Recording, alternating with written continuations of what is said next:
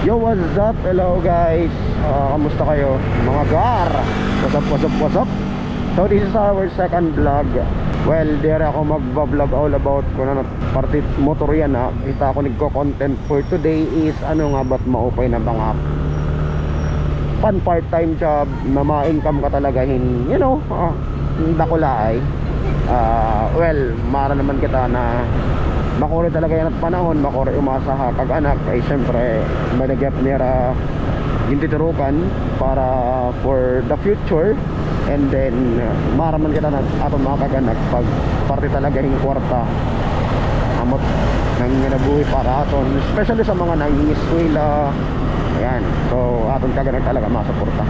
So kung ikaw like gusto mo talaga income para imo, and then nadir ka nga umasa na natin mo kaganak ay medya mo gusto paliton, gusto mo makabuli ka era, so this vlog is for you. So with no further ado, let's jump right into it. Pero bago anay iton, jump anay kita taton pinakamalupitan na intro. Let's go!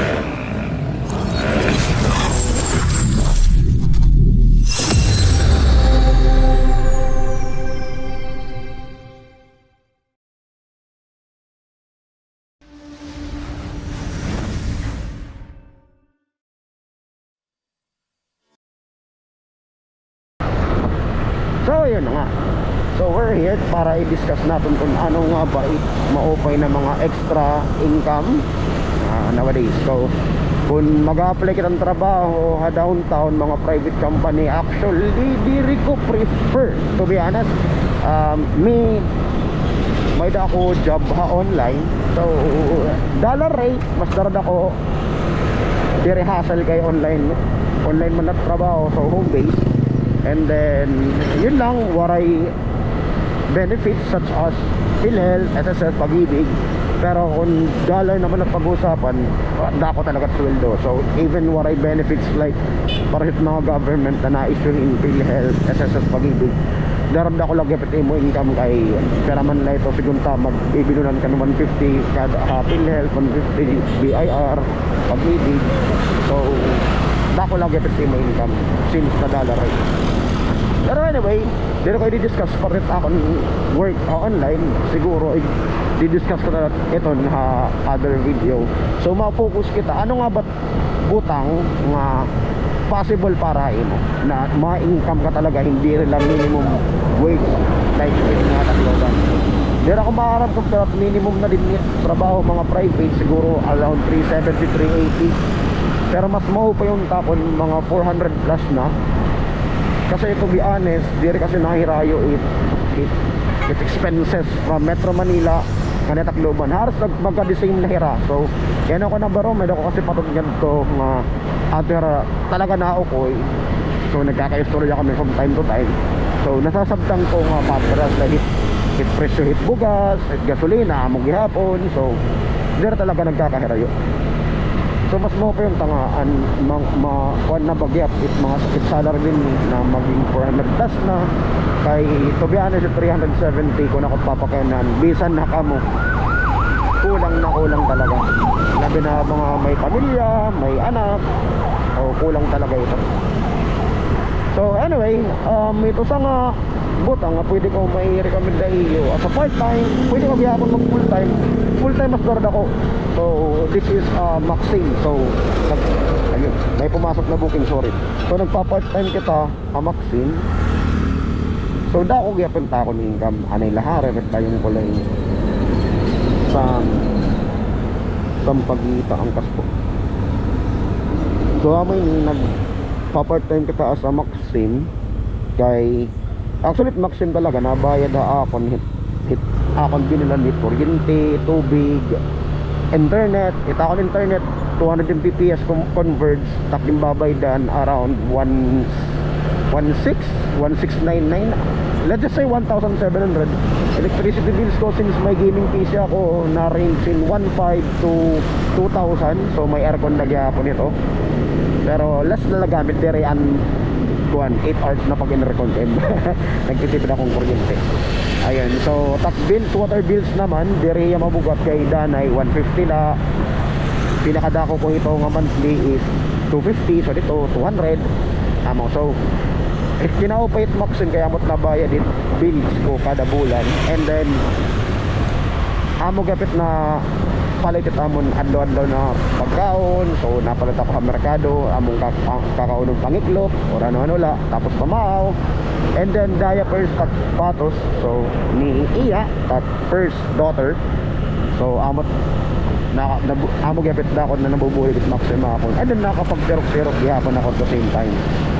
So ang kinahupay luwat kaya na akong online na trabaho na nangangat ko na laya savings ko, nakakapag-save akong dakong kwarta. So amo ito very good actually, full time ako hamak pero dami kasi na 8 hours ako para maka-income ako kay ay, adin na ngayon kita di harap na yun pala.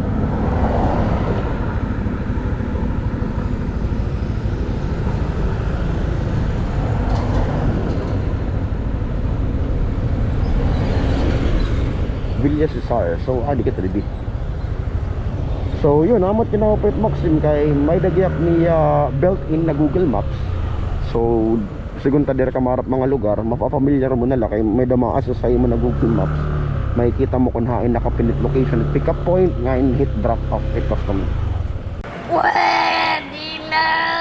So yun, may angkas kitahan kitang dilimaag hindi bla bla bla deliver sign.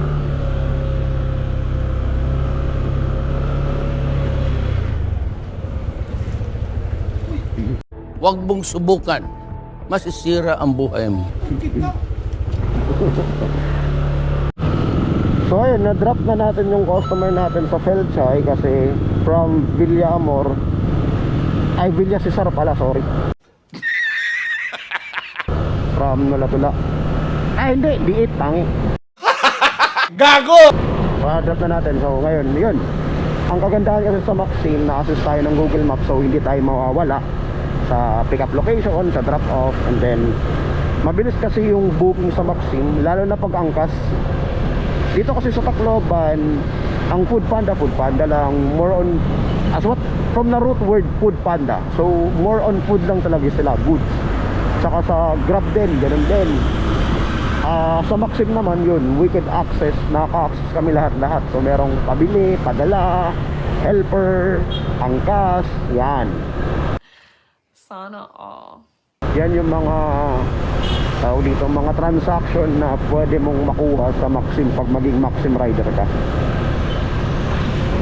So amo ito, pero kung nagtitikang ka pala mag Maxim, I advise na gawas ikaw hit mga rush hour like from 6 AM to 9 AM, tapos hit kulop liwat from 3 PM to 8.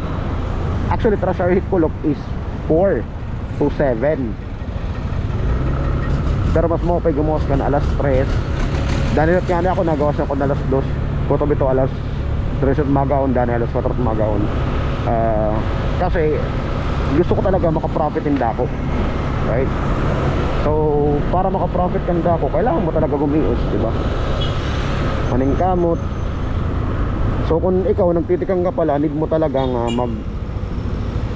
gawasin rush hour, tapos dire ka dapat maging mapili kay waray ka pa hit mo kailangan i-grab hit mo goal talaga hit rush hour is gumawa sa imo ratings. So possibly makuha ka hindamon na damo nga order para gumawa sa imo ratings, right? So yun, ipapagas muna tayo, ayaw diba? So ayun, so dapat mag-mopite imo ratings, may da mga ito mo kailangan pakusgon is mga auto assign complete, complete without calling an operator. Amo yung mga positive, complete during rush hour, ini kailangan dako ini. So schedules order completed. Mas may na mga pag dako gapit gamit kasi schedule order complete, so dapat makakuha ka ito.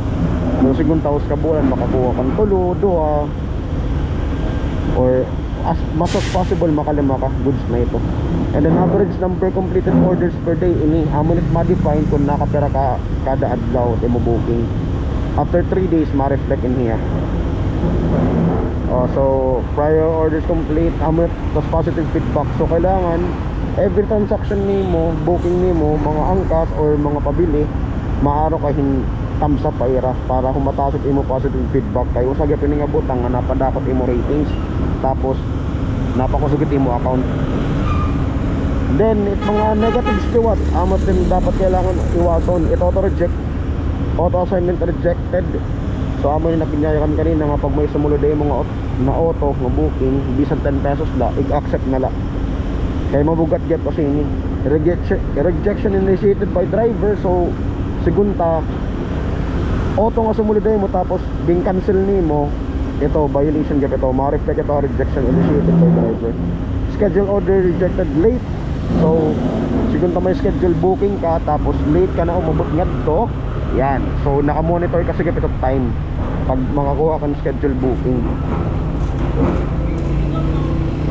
Dapat before on tapos it oras ma-arrive mo na iya pag may daka schedule order.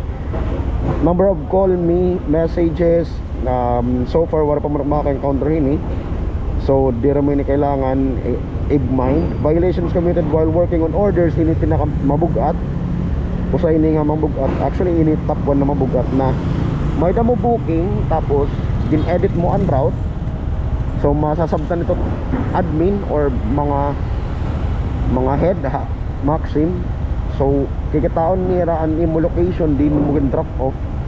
Sigunta for example may booking ka from downtown Didi Palawan, Rizal to sigunta na Astrodome. Tapos din-edit mo ang route ikadala McDonald Real. Pero nakita nira maxim ang location nag-drop off ang to Astrodome, so mababiolate ka. So okay lang mag-edit hin route pag hit customer nimo nag-change mind na dir na liya maangkas, pwede mo i-edit. Sigunta Didiya Palawan Pawn Shop Rizal sumakay tapos na-arrive nimo na let's go nimo tapos dir naman ton makakancel. So iti mo na lang bubuhaton, isige edit mo route tapos igpipin mo lagi pa Palawan Pawn Shop mismo Rizal para 10 pesos la, tapos i-complete nimo. Tapos permanent lot ito, ma-feedback ka nga ang customer nag-change of mind na la, pakitawagin na la, so din blah blah blah para for confirmation na nag-cancel talaga yahan booking. So ma-feedback ka always para dire ka magkamayad ng violation. Tara. So negative feedback is from a customer. Sigunta it customer nahadlok or dingkol bat imo pag drive, yan amo ito mga cause negative feedback. Or nangalibot ka paghatagin helmet aron customer, or pwede gihapon nit imo helmet mabaho, so nahatag ito ni negative feedback. So wala kita mahihimot customer kung maghatag ran negative feedback haton kay dapat kasi pag magmamaksim kita kumbaga punctual, di ba? So kailangan mopait aton panulot tapos pag greet naton haira like ito ba professional ba bisa na pag may auto nga sumunod mo ng booking mag-greet ka dayon like hi, good evening, good afternoon, good morning, maxim po ang po kayo. Tapos para naman kita magamitin po para pag respeto haira and then para ma-define jap nira or makasari nga nga professional rider na era aangkasan, di ba? So yan, amo ito mga negative, amo ito i-avoid yun talaga ng mga negative feedback. So yun. Tapos let's ini nga one thing gihap it mga kabulig, let's just say for example nakakota ka na gusto ko muna pumuhuway. So ini nga auto nga ading nga red high bow, don't forget na kailangan mo ito off So yan ang naka-red ito, ka-red second naka-off na tiya. So kung green ko ito, meaning active ka. So may the possible na booking na sumunod dito yan na. Pero i-go off ko lang kay magdi-dinner anay ako. So pagtapos ka na permanente i-off it imo auto hike bow. Tapos syempre gihapon kay danay inihiya na activate every after 15 minutes, 30 minutes or 1 hour. So mas mainam na pag mapahuway ka na der mo na gusto mag-maxim buwas kaliwat, off ito an application go off nimo. Tapos patigyapan imo location na igbaw ini nga location logo or sign. So kailangan mo take off para dire ka talaga masudlan ang booking. Kay may da kasi mga instances, especially ang mga beginner nga nagtitika damot air violation. Kaya no, masarang hira nga gin-off ko man na akong auto, nga na akong taxi up. Pero kaya no, may dalaga pa ko mga violation na committed. Well, amo kasi ito, may da kasi ito times na siguro 15 minutes, 30 minutes, dire na ako sure. Basta may da talaga ito times nga matig da ito pag auto. Pag diri mo na parong ang imo location, ay mo cellphone. So amo ito dapat nimo memorize tawag ito. Settle ha imo mindset adlaw-adlaw kung ma-stop ka na, always turn off your auto switch ha imo taxi driver, and then i-go off muli what imo location para sure nga dire ka na masudalin booking kung mapahuway ka na talaga. Makuri kasi magka-committed in violation kay the more na damot in violation, the more na makuri ka talaga masudalin booking.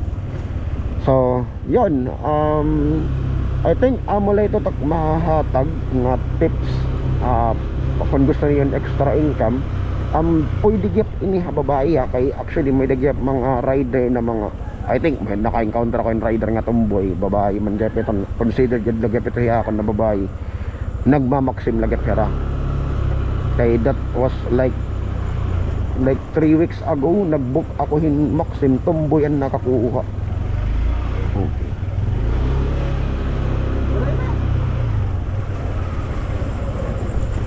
So pwede kaya po niya babae, pero hit kon ko la kay bangin hit makulbalalot kasi kung babae rider kay I don't know, may da kasi mga instances na na-report na gihap na may da rider na babae ging kahaman hiya. So dire ko ma-advise talaga na pwede it maxim ha mga lady rider na magpa-part time. Yun, pero syempre ada na nagapit tayo decision kung gusto talaga niyo then go, pero amo la ito I prefer na di rin alakaw mag-angkasin kuan in mga hubog kay usually mga hubog at nagsusuga dito, di ba? Tapos ipapaagi nga nakainom lang hira bla bla bla etc. Nanchachansing na ngayon. So anyway, amulad to mga kagar, so adi na katahabalay. Yun ay kung gusto ngayon niyo mga pumalit gar, adi may kangkong chips kami, tapos green food and anong tawag din? Ayan, mga bangus, smoke bangus, hot and spicy toyo, gornet toyo, mga gornet, ayan, may da kami din. So siyempre na-deliver gadgap kami pero maxim rate, so maxim it ma-deliver iyo. So tamon price, barato la. So yun, message na lang ako kung gusto niyo mag-avail. Anyway, so amulad to. So this is the last part of my vlog for this video. So this is El saying ang tunay na finish line is ang bahay. So ride safe always mga gar. That's it. See you next time. Bye.